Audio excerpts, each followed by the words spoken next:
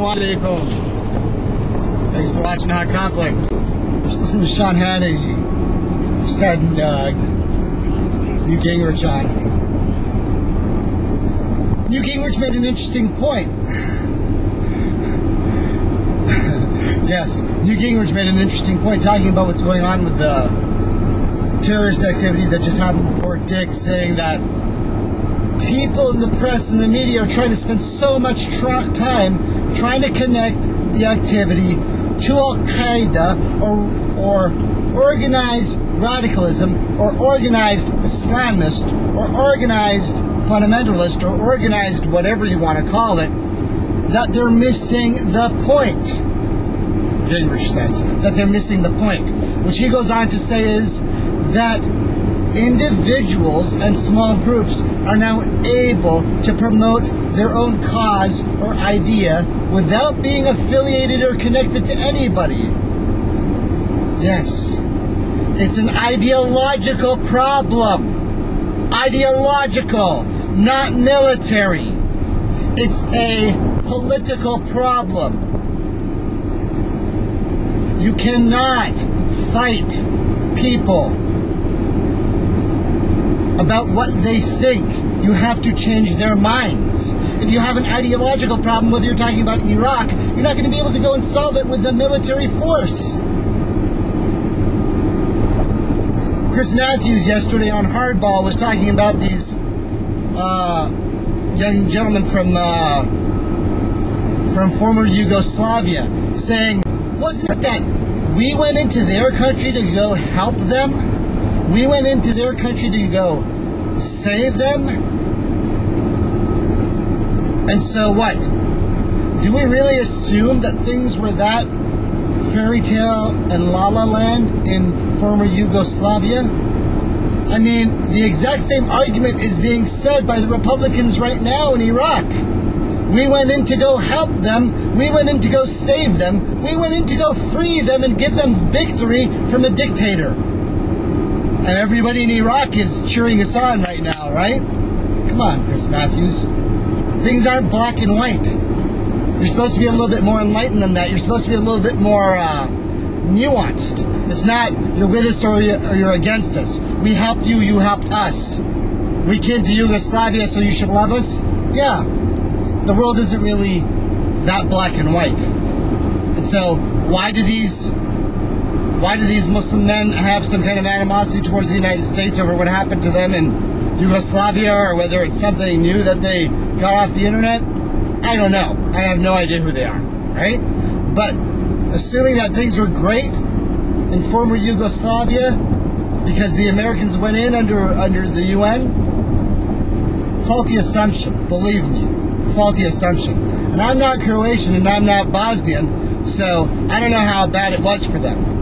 But when I was being detained as a prisoner of war for those days in Croatia, I was wondering myself where the Americans are and where the UN troops are. I mean, a bunch of people from America and Canada got pulled off and got detained by the Croats. Everybody saw it. Everybody knew it. I'm talking about 91 during the war, during the heat of the conflict.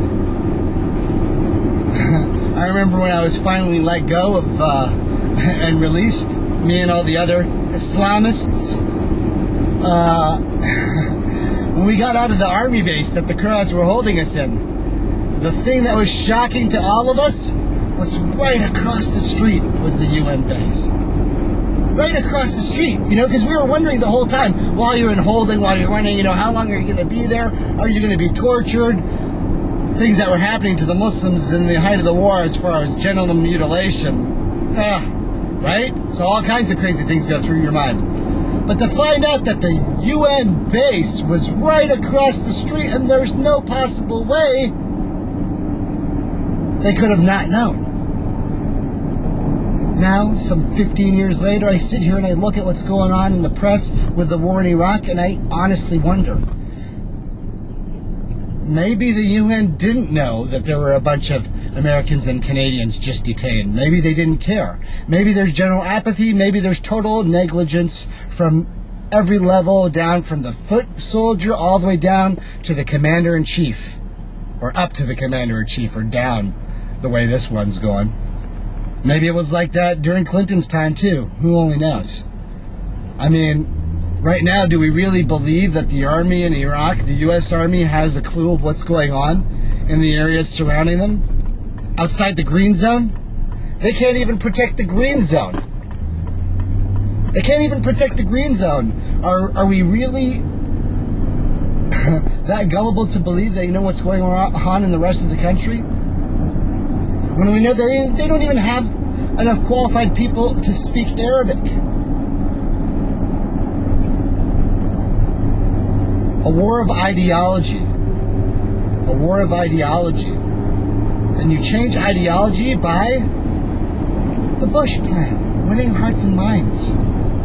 But you don't win hearts and minds when you're in a war. You win hearts and minds when you come out and extend your hand in friendship. That's how you win hearts and minds. You don't need a gun to win hearts and minds. The last thing you need is a gun to win hearts and minds. What you're trying to do is not isolate all of the Muslims, but separate the large majority who agree with you all over the world, who believe in freedom and peace and democracy, in the sense that everybody should be able to practice what they believe and have their own autonomy. Same thing with here in the United States. There's got to be a lot more conscious effort. Because right now, moderate, if we're going to use that term, or normal people, I like to use the word normal. Normal people who happen to be Muslim, when they stick out their head, somebody chops it off lately. It's rough out there. It's not easy.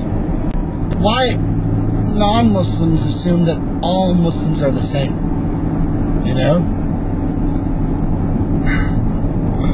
It's just so strange. Like, when somebody does something and they happen to be a Muslim, every other Muslim has to answer for them. Yet if some crazy white dude goes and kills somebody, do we get on the press and say, hey, you're a Christian and he's a Christian. Why did he do it?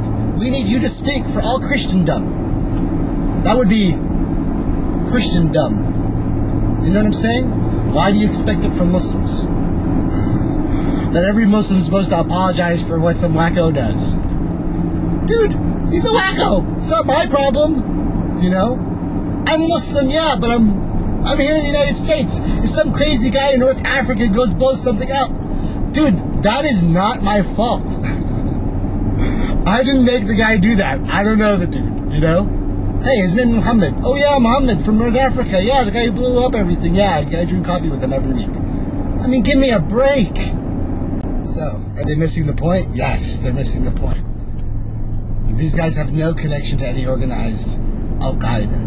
And what everybody is unwilling to say is because the Republicans have been pushing it for 6-7 years and they're still pushing it, is Al-Qaeda doesn't exist. Al-Qaeda is not an organization or an ideology or an entity. It's not a name that any Muslim would ever say, I am Al-Qaeda. Unless you're some random crazy kids who are watching themselves on the internet, or some random guys in Florida who are saying, yeah, we're Al-Qaeda, we need some army boots. Real people who are Muslims would never use the term Al-Qaeda.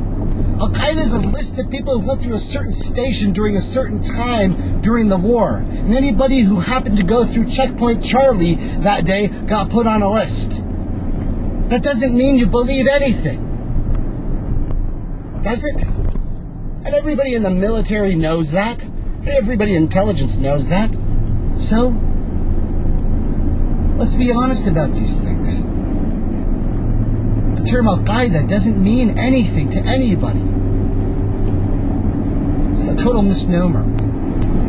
It's a conversation. It's not a holy war. It's not a messianic mission. It's time for a little common sense.